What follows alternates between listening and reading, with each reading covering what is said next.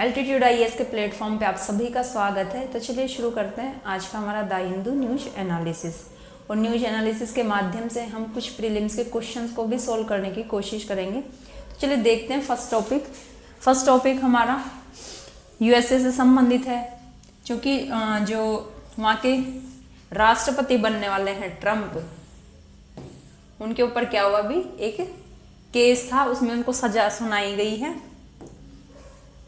उनके राष्ट्रपति कौन निर्वाचित हुए हैं, डोनाल्ड ट्रम्प जी हुए हैं और 20 जनवरी के आसपास वो शपथ ग्रहण करने वाले हैं। इनको जो हशमनी भुगतान छुपाने के कारण इनके ऊपर एक केस चला था और उसी में इनको क्या कर दिया गया, उसमें बिना शर्त के इनको माफी दी गई है, क्योंकि अभी ये राष्ट्रपति बनने वाले हैं और ऐसी स्थिति में जो पद है उसकी गरिमा को बनाए रखने के लिए ऐसा किया गया है। तो ये काफी इंपॉर्टेंट न्यूज है। अब इसमें जो व्यापारिक रिकॉर्ड है 2024 में, इन्होंने क्या किया, व्यापारिक रिकॉर्ड में हेरफेर के लगभग 34 मामले निकल के आए हैं और इसमें इनको दोषी ठहराया गया था। जो जेल की सजा उसकी संभावना के बावजूद क्या किया गया, कोई जुर्माना या जेल की सजा नहीं लगाई गई है। और ये कहा गया है जज के द्वारा कि ये एक अद्वितीय मामला है और इसका उद्देश्य क्या है, जो अमेरिका का सर्वोच्च पद है उसको बाधित होने से बचाना है।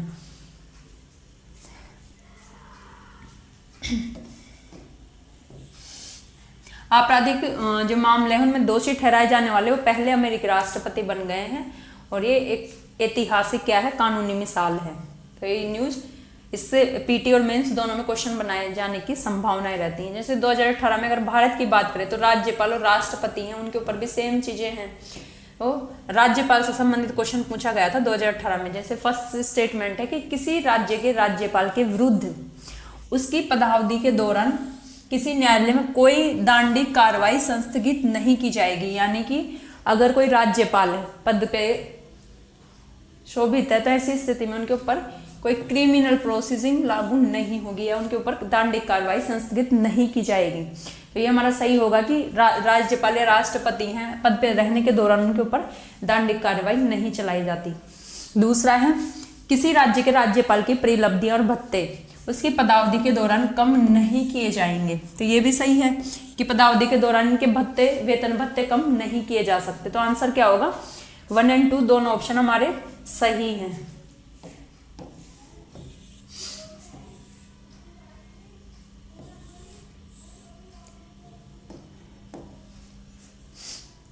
राज्यपाल की जो इम्यूनिटी उनकी बात करें तो राज्यपाल को जो आर्टिकल 361 क्लोज 2 है उसके तहत कार्यकाल के दौरान किसी भी प्रकार की जो आपराधिक कार्रवाई है उससे छूट प्राप्त है। यानी कि हमारा जो अनुच्छेद 361 क्लोज 2 है वो बोलता है कि राज्यपाल अगर पद पे है, कोई राज्यपाल है, तो ऐसी स्थिति में उनको दंडिक कार्रवाई से छूट दी जाएगी। उनके ऊपर दंडिक मामलों में कोई कार्रवाई या केस जो है संस्थगित नहीं किया जाएगा, स्थापित नहीं किया जाएगा।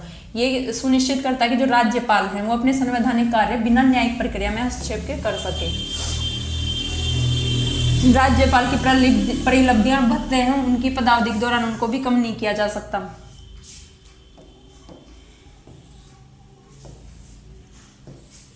इससे जो राज्यपाल पद है उसकी गरिमा और स्वतंत्रता बनाए रखने में मदद मिलती है।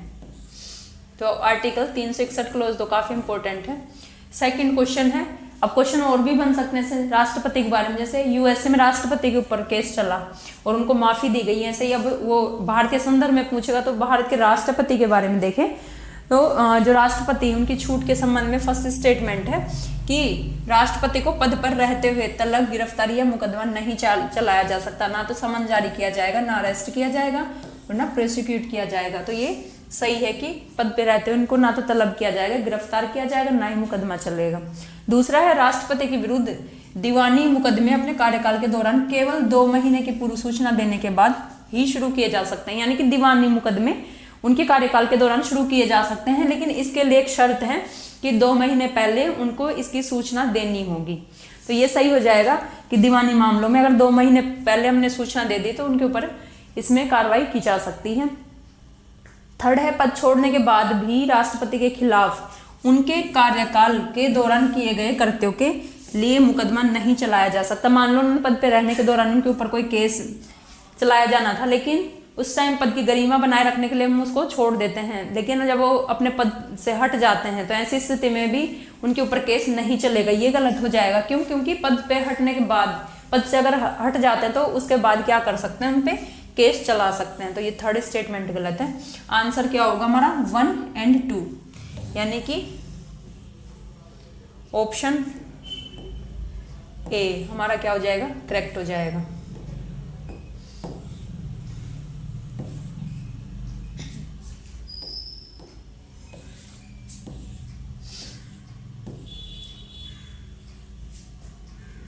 अब राष्ट्रपति की जो छूटें दी गई हैं वो उनका उल्लेख अनुच्छेद 361 में है, और 361 क्लोज 2 में किसका था, राज्यपाल का। तो 361 में कहा गया कि राष्ट्रपति को पद पर रहते हुए तलब, गिरफ्तारी या मुकदमा चलाने से छूट प्राप्त है। उनके खिलाफ कार्यकाल के दौरान कोई आपराधिक कार्रवाई शुरू नहीं की जा सकती। दीवानी मुकदमों की बात करें तो दीवानी मुकदमे केवल राष्ट्रपति को 2 महीने की पूर्व सूचना देने के बाद ही शुरू किए जा सकते हैं। यानी कि अगर दीवानी मुकदमों में कार्रवाई करनी है तो ऐसी स्थिति में हमको 2 महीने पहले उनको सूचना देनी होगी। पद छोड़ने के बाद की बात करें तो राष्ट्रपति के खिलाफ उनके कार्यकाल से पहले या उसके दौरान किए गए जो करते हैं उन पे मुकदमा चलाया जा सकता है। और अनुच्छेद 361 है, उसके तहत जो छूटे हैं वो कार्यकाल समाप्त होने के बाद लागू नहीं होती, यानी उसके बाद उनके ऊपर मुकदमे चलाए जा सकते हैं। यही है ले दे। आपराधिक छूट की बात करें तो इसमें मुकदमे या गिरफ्तारी से छूट मिलती है। दीवानी मुकदमे हमने देख ही लिए, 2 महीने पहले सूचना देनी पड़ती है।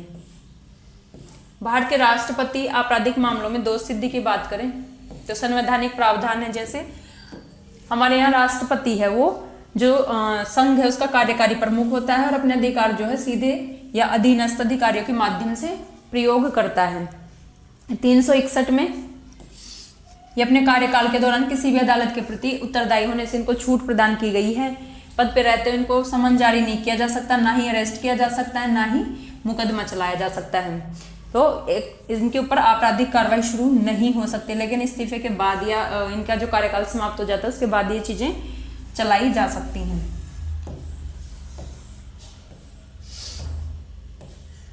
दीवानी मामलों में चला सकते हैं। कार्यकाल के बाद की जवाबदेही, पद छोड़ने के बाद क्या कर सकते हैं, इनके ऊपर मुकदमा चलाया जा सकता है। और जो आर्टिकल 61 है जिसमें महाभियोग की प्रक्रिया का उल्लेख है, इसमें यह कहा गया कि अगर राष्ट्रपति के द्वारा संविधान का उल्लंघन किया जाता है ऐसी स्थिति में उनके ऊपर क्या किया जा सकता है, महाभियोग की प्रक्रिया शुरू की जा सकती है संसद के द्वारा। किसके द्वारा, संसद के द्वारा। किसकी प्रक्रिया, महाभियोग की प्रक्रिया। तो महाभियोग की प्रोसेस से उनको हटाया जा सकता है। और जो महाभियोग की प्रक्रिया है उसमें संसद के जो दोनों सदन हैं उनमें 2/3 की बहुमत की जरूरत रहती है। दोनों सदनों से 2/3 बहुमत की आवश्यकता होती है। नैतिक मानक और जिम्मेदारियों को तय किया जाता है। जो राष्ट्रपति उनसे यह अपेक्षा रहती है कि वे अपने शपथ लेते हैं तो जो संविधान, जो उन्होंने शपथ के समय चीजें बोली थी, जैसे संविधान की रक्षा करेंगे, उसकी सुरक्षा करेंगे, बचाव करेंगे, तो इन चीजों का पालन करें।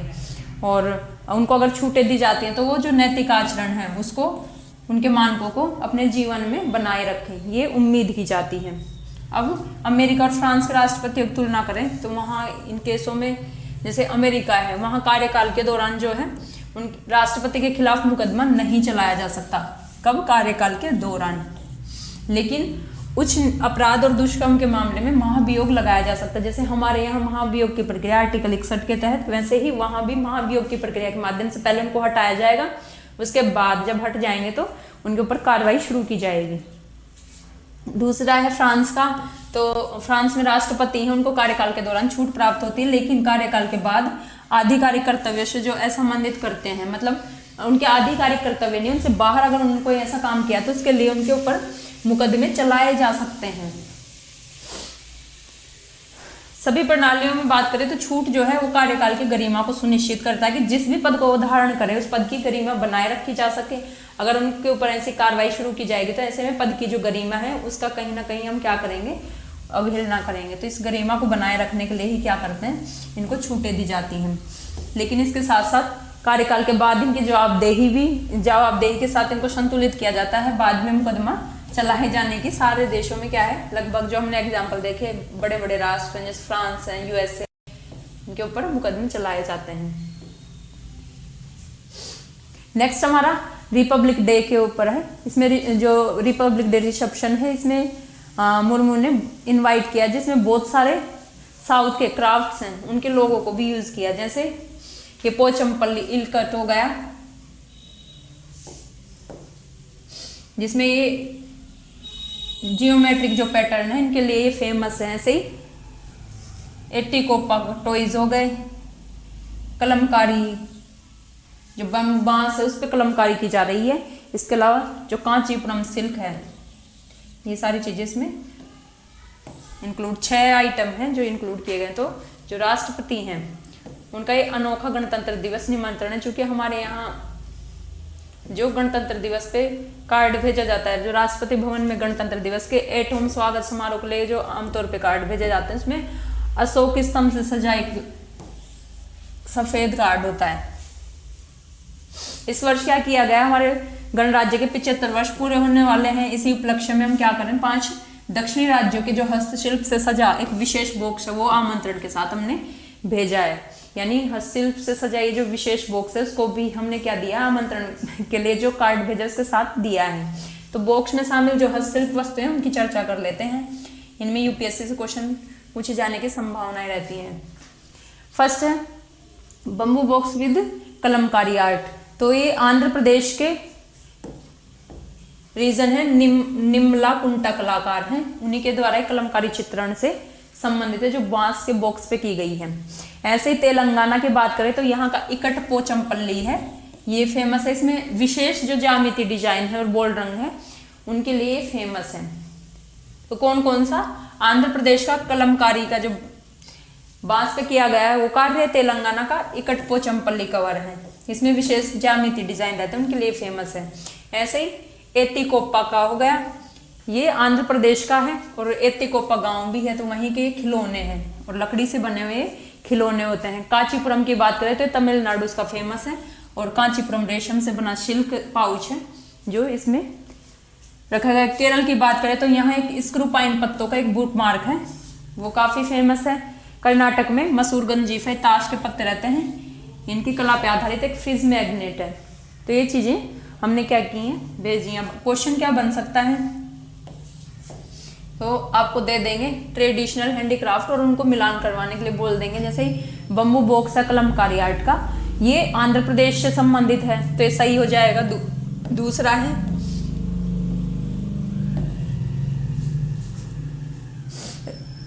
पोचमपल्ली कवर, ये तेलंगाना से, ये भी सही है।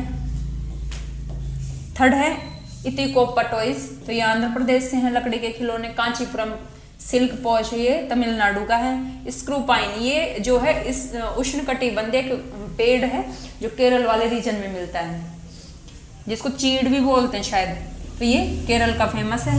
मसूर का गंजीफा आर्ट है, ताश के पत्ते वाले, ये कर्नाटक का फेमस है। तो इसमें तो मसूर जुड़ा हुआ लेकिन वो गंजीफा आर्ट देगा सीधा। तो आंसर क्या हो जाएगा, इसका मतलब सारे विकल्प हमारे सही हैं। ए का ए, 2 का बी, 3 का सी और 4 का डी, 5 का ई।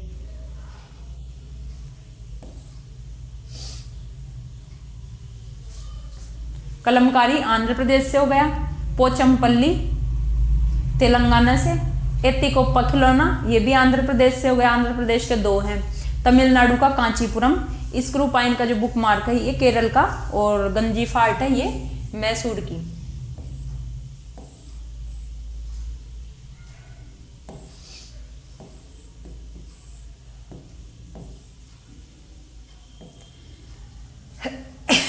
और लास्ट में आखिर ये जो वायनाड डिस्ट्रिक्ट है इसके लिए क्या कर दिया है, सेंटर ने एसडीआर फंड की अनुमति दे दी है। लेकिन ये कब दी है, जब कोर्ट ने हस्तक्षेप किया उसके बाद दिया है।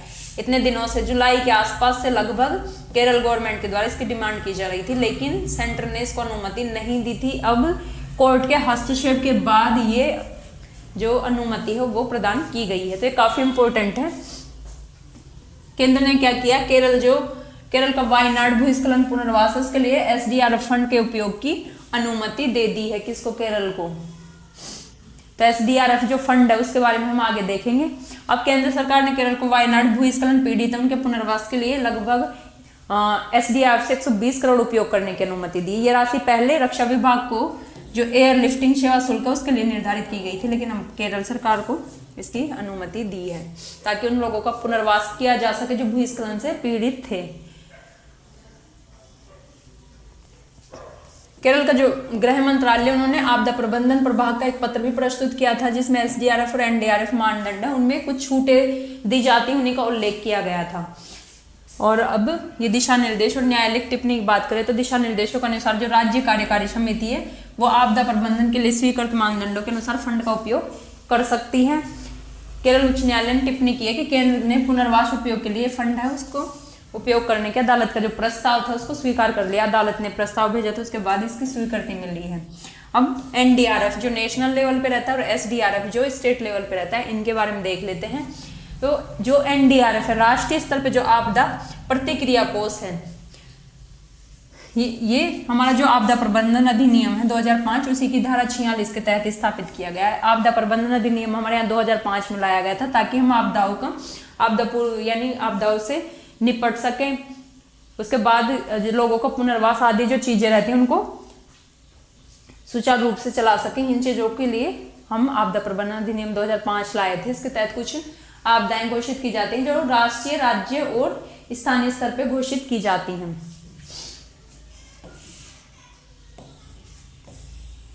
तो पर्पज क्या है? आपदाओं के दौरान अगर आपातकालीन प्रतिक्रिया है, उसकी जरूरत पड़ती है, राहत और पुनर्वास के लिए जो खर्च है उसका वहन करना इसका उद्देश्य है। वित्तीय स्रोत की बात करें तो कुछ वस्तुएं सेवाओं पे क्या किया जा सकता है, सेस लगाया जा सकता है, उसके माध्यम से भी इनको वित्त पोषित किया जा सकता है। अब उपयोग कुछ प्राकृतिक आपदाएं जैसे चक्रवात है, सूखा है, भूकंप है आदि जो गंभीर प्राकृतिक आपदाएं उनके लिए यूज किया जा सकता है। और इसके वितरण के लिए स्वीकृति कौन देगा? तो ये सेंट्रल गवर्नमेंट देगी। क्यों? क्योंकि नेशनल लेवल का आपदा प्रतिक्रिया कोष है, तो इसकी अनुमति कौन देगा? ये केंद्र सरकार के द्वारा दी जाती है। ऐसे ही राज्य स्तर पे राज्य आपदा प्रतिक्रिया कोष का गठन किया गया है, और ये राज्य सरकारों के लिए जो आपदा प्रतिक्रिया है उसके लिए उपलब्ध एक प्राथमिक कोष होता है। ये भी स्थानीय आपदाएं हैं, उनके दौरान जो त्वरित राहत और पुनर्वास गतिविधियां हैं उनमें सहायता प्रदान करने के लिए इस फंड का यूज कर सकते हैं।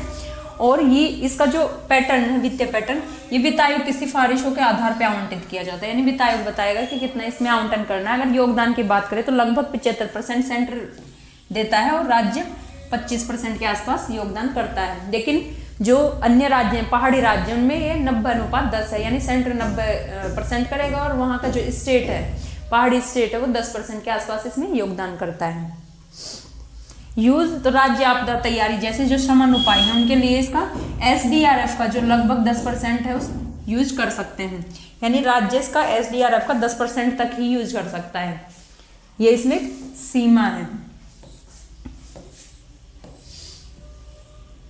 एसडीआरएफ और एनडीआरएफ के लिए प्रावधान की बात करें तो इनका मैनेजमेंट कौन देखता है? तो गृह मंत्रालय के द्वारा देखा जाता है। और आवंटन है केंद्र और राज्य एजेंसियों द्वारा आपदा की गंभीरता और हानि कितनी हुई है इसका आकलन करने के बाद क्या है किया जाता है। ऑडिट है, उसके लिए जो कैग है, कैग क्या करता है? इससे संबंधित कोष है उसका उपयोग किया है उसका ऑडिट करता है कि उपयोग कहाँ किया है, कितना किया है, ये सारी चीजें कौन देखेगा? कैग। कोष उपयोग के नियमन देखें तो एनडीआरएफ रूल है, इसमें जो राष्ट्रीय कार्यकारी समिति है उसके द्वारा जारी आपदा प्रबंधन दिशा निर्देशों का कड़ाई से पालन किया जाता है। एसडीआरएफ है तो ये राज्य को गृह मंत्रालय द्वारा जो दिशा निर्देश जारी किए जाते हैं उनका पालन करना होता है, उसी के अनुसार उनको चलना पड़ता है। गंभीर आपदाएं हैं उनके लिए एनडीआरएफ से अतिरिक्त धन का अनुरोध कर सकते हैं राज्य। जैसे भूस्खलन यहाँ हुआ तो ऐसी स्थिति में उन्होंने क्या किया? अनुरोध किया। भूस्खलन एक आपदा के रूप में,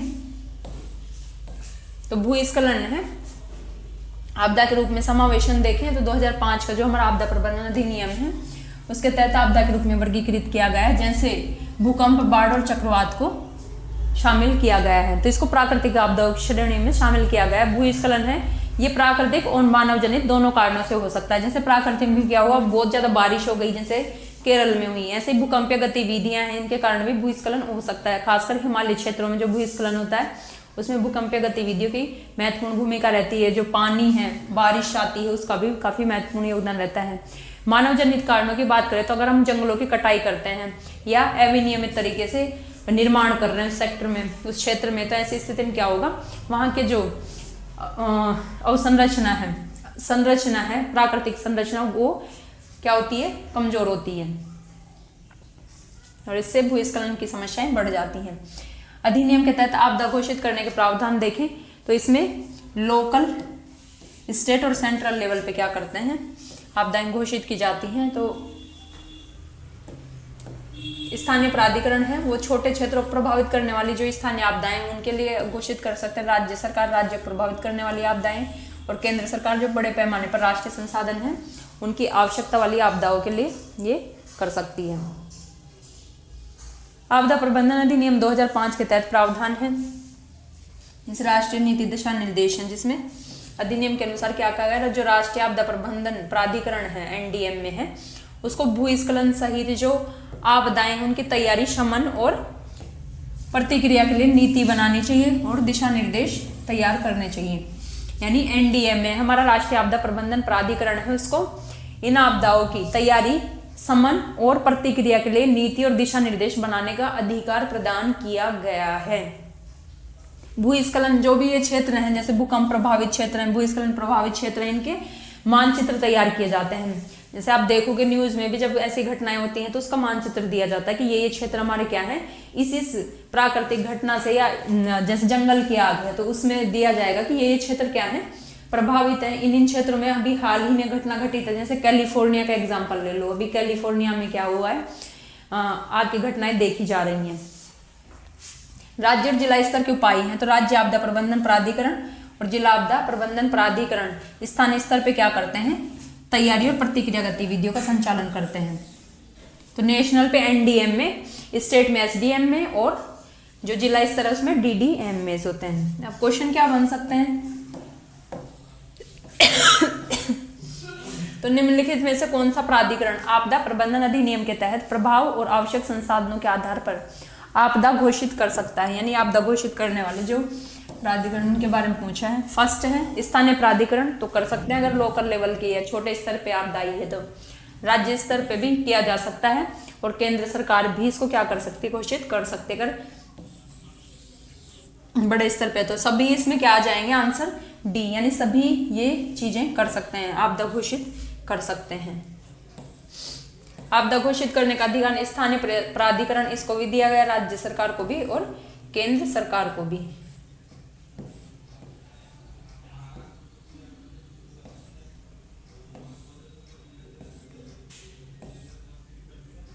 नेक्स्ट टॉपिक हमारा वोकलिग और लिंगायत समुदाय है। इन्होंने जो कास्ट सेंसस है उसके अगेंस्ट में विरोध किया है, यानी उसके विरोध किया है। कास्ट सेंसस का जाति जनगणना हो रही है कर्नाटक में, उसी का विरोध करने की बात की है किसने, वोकलिंगा और लिंगायत समुदाय ने। अभी सामाजिक, आर्थिक और शैक्षणिक सर्वेक्षण जाति जनगणना की रिपोर्ट अगले कैबिनेट बैठक में चर्चा के लिए लाई जा सकती है, तो उसी के ऊपर ये विरोध की चर्चा चल रही है। पृष्ठभूमि देखें तो कर्नाटक में जो जाति गणना है वो कर्नाटक राज्य स्थायी पिछड़ा वर्ग आयोग है उसके द्वारा की गई है, और ये रिपोर्ट जो है जय प्रकाश हेगड़े ने सौंपी थी, और कांग्रेस सरकार ने विधानसभा चुनाव से पहले से स्वीकार करने का वादा भी किया था। विरोध के कारण क्या है, इन समुदाय के द्वारा विरोध क्यों किया जा रहा है, तो इनको ये डर है कि अगर जातीय जनगणना होती है तो इसके कारण इनका जो राजनीतिक प्रभाव है और जो इनको आरक्षण का लाभ मिल रहा है वो प्रभावित हो सकता है। अगर हम जाति आधारित डेटा निकालेंगे तो उसमें क्या होगा, हमको ये पता रहेगा कि कौन सी कास्ट जो है कितना जॉब में इनमें प्रतिनिधित्व कर रही है। फिर उसके बाद जो MBC आदि का अत्यंत पिछड़ा वर्ग का वो क्राइटेरिया डिसाइड किया जाता है, इन सब में उनको लाभ दिया जा सकता है जो बहुत ज़्यादा पिछड़े हुए हैं, तो इनका अपने आप कम हो जाएगा उसमें। इससे क्या है, इन समुदायों को भय है। रिपोर्ट है उसको अवैज्ञानिक माना जा रहा है, और समुदायों ने बोला है कि नए सर्वेक्षण किए जाने चाहिए। जो आपने रिपोर्ट तैयार की है वो वैज्ञानिक तरीके से की गई है।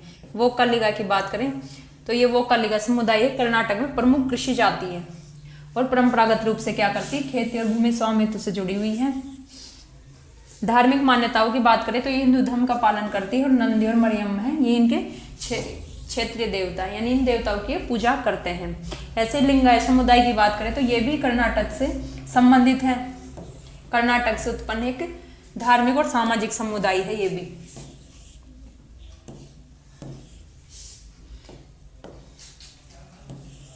और 12वीं सदी के जो संत थे बसवन्ना, उनकी शिक्षाओं का ये लोग पालन करते हैं। बसवन्ना कहते थे कि देखो एक ही ईश्वर है, यानी ईश्वर एक ही होता है और ये जाति धर्म जो आधारित भेदभाव है ये कुछ नहीं है, ये बस ड्रामा है। तो इन चीज़ों को क्या किया जाना चाहिए, बंद किया जाना चाहिए।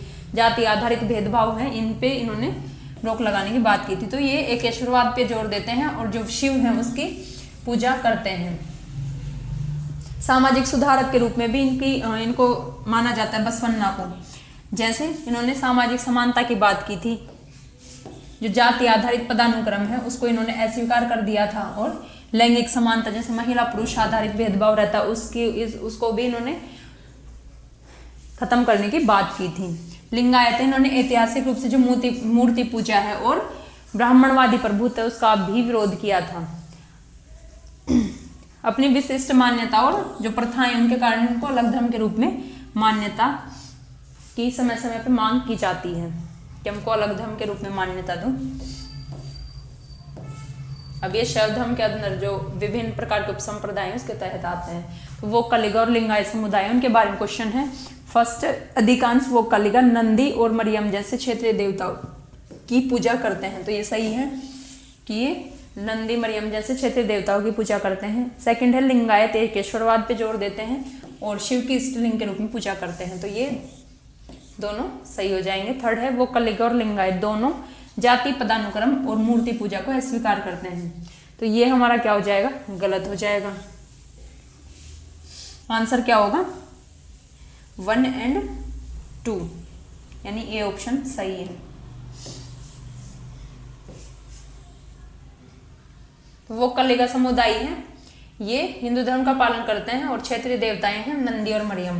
ये जाति पदानुक्रम या मूर्ति पूजा है, विशेष रूप से स्वीकार नहीं करते हैं। इसी कारण कथन 3 क्या है, गलत है। लेकिन लिंगायत क्या है, वो जाति पदानुक्रम को और जो मूर्ति पूजा आदि का विरोध करते हैं। और जहाँ एकेश्वरवाद होगा वहाँ मूर्ति पूजा और इन चीजों की अवहेलना की जाती है, उनको मान्यता नहीं दी जाती।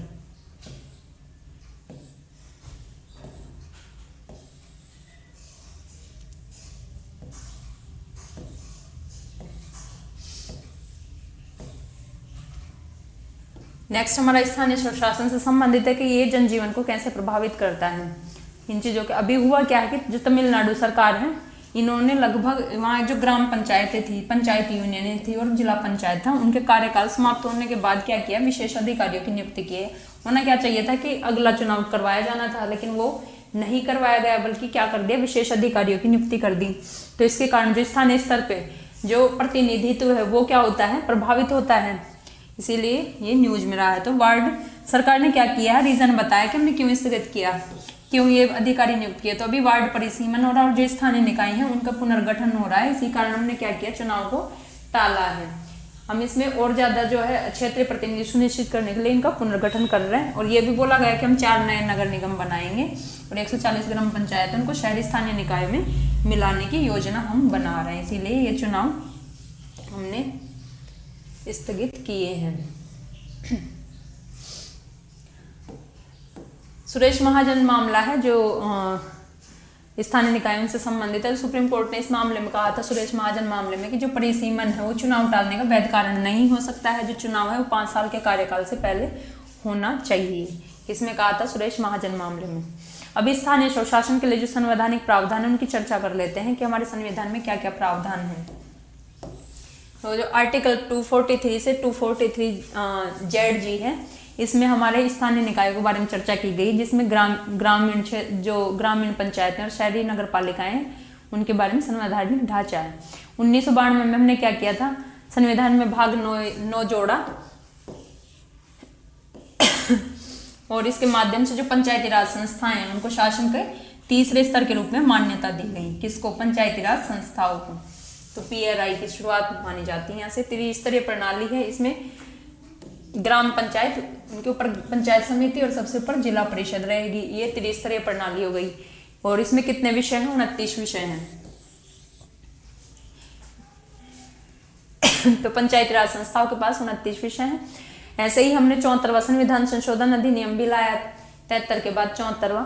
तो इसमें क्या किया, भाग 9 जोड़ा गया और जो शहरी स्थानीय निकाय है उनको मान्यता प्रदान की गई। इसमें भी 3 स्तर थे, जैसे नगर निगम सबसे ऊपर, उससे नीचे नगर पालिका और सबसे नीचे नगर पंचायत है। 12वीं अनुसूची के तहत इनको 18 विषय शामिल किए गए हैं। तो 11वीं अनुसूची, 12वीं अनुसूची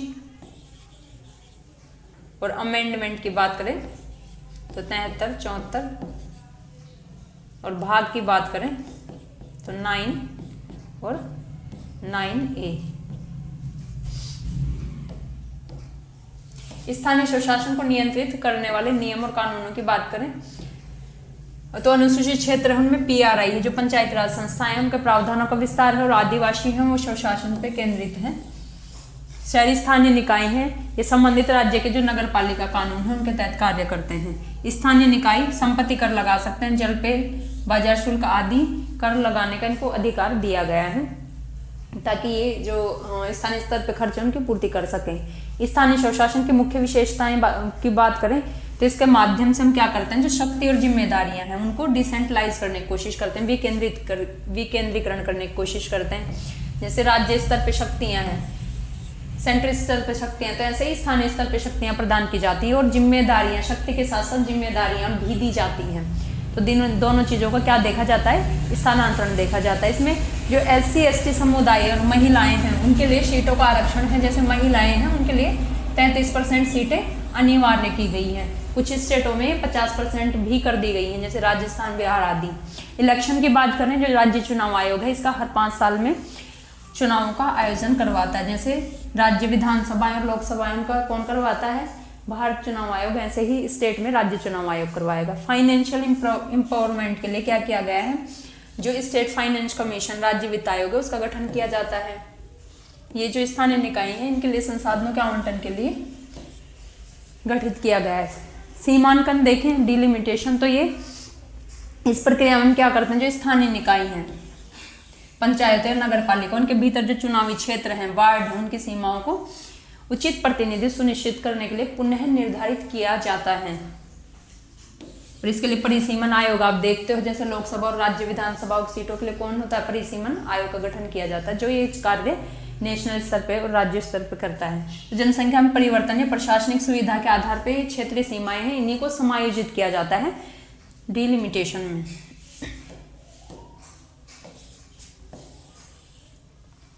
संवैधानिक और कानूनी ढांचे की बात करें तो स्थानीय निकाय का सीमांकन मुख्य रूप से कौन शासित करता है, तो राज्य कानून द्वारा ही शासित होती हैं, और प्रत्येक राज्य है वो अपनी प्रक्रिया के लिए नियम और दिशा निर्देश तैयार करता है।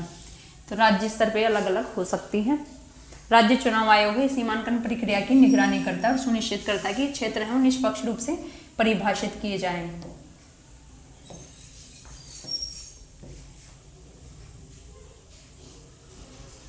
तो यहाँ तुलना की गई है, जैसे स्थानीय निकाय है इसके लिए कौन, राज्य चुनाव आयोग है। संसदीय के लिए भारत का सीमांकन आयोग है। आवर्ती है तो ये राज्य कानूनों के अनुसार आमतौर पर चुनाव से पहले किया जाता है। ऐसे ही संसदीय है ये जनगणना के, हर जनगणना के बाद होते हैं। और हमने अंतिम देखा 2002 में परिसीमन आयोग जो है हमारा अंतिम परिसीमन आयोग गठित किया गया था। उसी के जो क्षेत्रीय सीमाएं निर्धारित की गई, जो निर्धारण किया गया है क्षेत्रों का और सीटों का, उसी के आधार पे अभी ये चल रहा है। दायरा देखें तो इसमें पंचायत नगर पालिका आ जाएंगी, लेकिन जो संसदीय वाला क्षेत्र उसमें लोकसभा विधानसभाएं आती हैं। क्वेश्चन क्या बन सकता है, तो स्थानीय निकाय और संसदन के लिए सीमांकन के संदर्भ में कथन है। फर्स्ट है, स्थानीय निकाय वार्डों का सीमांकन संबंधित राज्य चुनाव आयोग और राज्य कानूनों द्वारा शासित होता है। तो ये सही हो जाएगा कि जो स्थानीय निकाय है उनके वार्डों का सीमांकन कौन करेगा, चुनाव आयोग, राज्य चुनाव आयोग और राज्य के जो कानून हैं उनके द्वारा ये शासित होंगे। सेकंड स्टेटमेंट है हमारा कि लोकसभा और राज्य विधानसभाएं हैं, निर्वाचन क्षेत्रों का सीमांकन भारत के सीमांकन आयोग द्वारा किया जाता है, आमतौर पर हर जनगणना के बाद। तो ये सही हो जाएगा कि आमतौर पर हर जनगणना के बाद जो क्षेत्र निर्वाचन क्षेत्र उनका सीमांकन किया जाता है। हालांकि इसको अभी हमने देखा कि 11 की जनगणना के बाद होना चाहिए था, लेकिन नहीं हुआ, तो ये जरूरी नहीं है, यहाँ आमतौर पर लिखा हुआ तो जरूरी नहीं है। थर्ड है, स्थानीय निकाय का सीमांकन केवल हर जनगणना के बाद किया जाता है, जैसे कि संसदीय सीमांकन। तो ये गलत हो जाएगा, हर जनगणना के बाद जरूरी नहीं होता, ये राज्य पे डिपेंड करता है कब करवाना है। तो 1 और 2 क्या होगा हमारा, ए ऑप्शन सही हो जाएगा।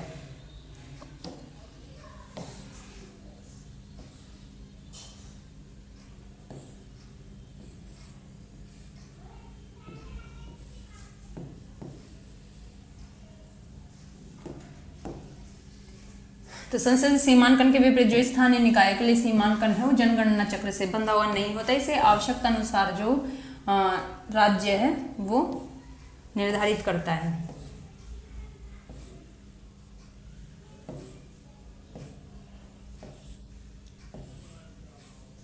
नेक्स्ट हमारा नाटो मेंबर से संबंधित है। जो ट्रम्प है उन्होंने बोला है कि इसमें क्या करना चाहिए, हमको रक्षा खर्च को बढ़ाना चाहिए। लेकिन जो नाटो सदस्य हैं वो ट्रम्प के जो रक्षा खर्च का प्रस्ताव है इसको समर्थन करने से डाल रहे हैं। क्यों? क्योंकि इसमें जो रक्षा खर्च है उसको जीडीपी के 5% तक बढ़ाने की बात बोली गई थी। किसके द्वारा? अमेरिकी राष्ट्रपति जो अभी निर्वाचित हुए हैं चुनावों में, डोनाल्ड ट्रम्प, उनके द्वारा कि नाटो सदस्य क्या करना चाहिए, अपना जो रक्षा खर्च है उसको जीडीपी का 5% तक बढ़ाने की जरूरत है। वर्तमान की बात करें तो ये अभी 2% पे है और ये 2% के लक्ष्य से एक बड़ा बदलाव होगा अगर 5% तक ले जाते हैं तो।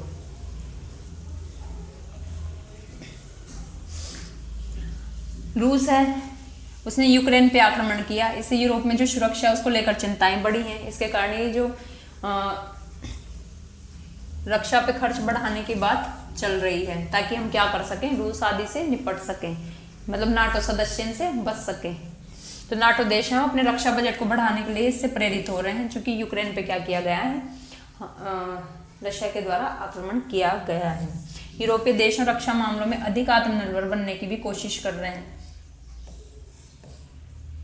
वर्तमान की बात करें, जो हवाई परिवहन है, इलेक्ट्रॉनिक युद्ध है, ऐसी क्षमताओं के लिए वो क्या है, अमेरिका पे काफी निर्भर है यूरोपियन कंट्रीज। नाटो की बात कर लेते हैं। तो नाटो क्या है, इसका एक ये सैन्य संगठन है, फुल फॉर्म क्या, उत्तर अटलांटिक संधि संगठन। तो एक सैन्य संगठन के रूप में स्थापित हुआ कब, 1949 में, जब शीत युद्ध की शुरुआत हुई थी 45-46 के आसपास। तभी इसका क्या हुआ, इसका भी कुछ समय बाद उदय होता है। और इसका उद्देश्य क्या रहता है, जो सदस्य देश हैं इसके, उनके खिलाफ अगर कोई हमला करे तो इसको सामूहिक हमला माना जाएगा और इसके लिए सामूहिक रूप से क्या है, रक्षा के लिए प्रतिक्रिया की जाएगी। यही है हमारा नाटो, यानी सदस्य देश एक दूसरे के खिलाफ हमले की स्थिति में आपस में रक्षा के लिए इसमें सहमत होते हैं। मुख्य प्रावधान तो एक पे हमला होता है उसको सभी पे हमला माना जाएगा। जो सदस्य हैं लोकतांत्रिक शासन और मानवाधिकार उनके प्रति प्रतिबद्ध होते हैं।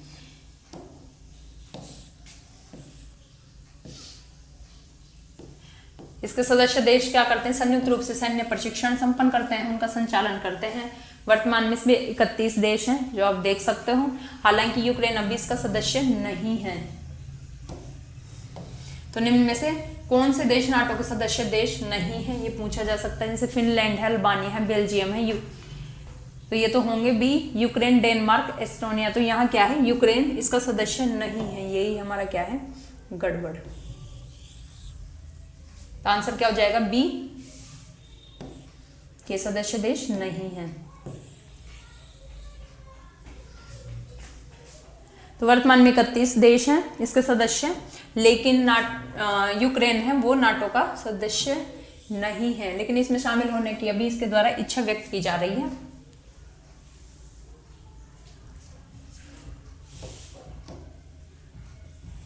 फिनलैंड की बात करें तो फिनलैंड ने अप्रैल 2023 में आधिकारिक तौर पर नाटो का सदस्य बना था और ये गठबंधन का 31वां सदस्य देश है फिनलैंड।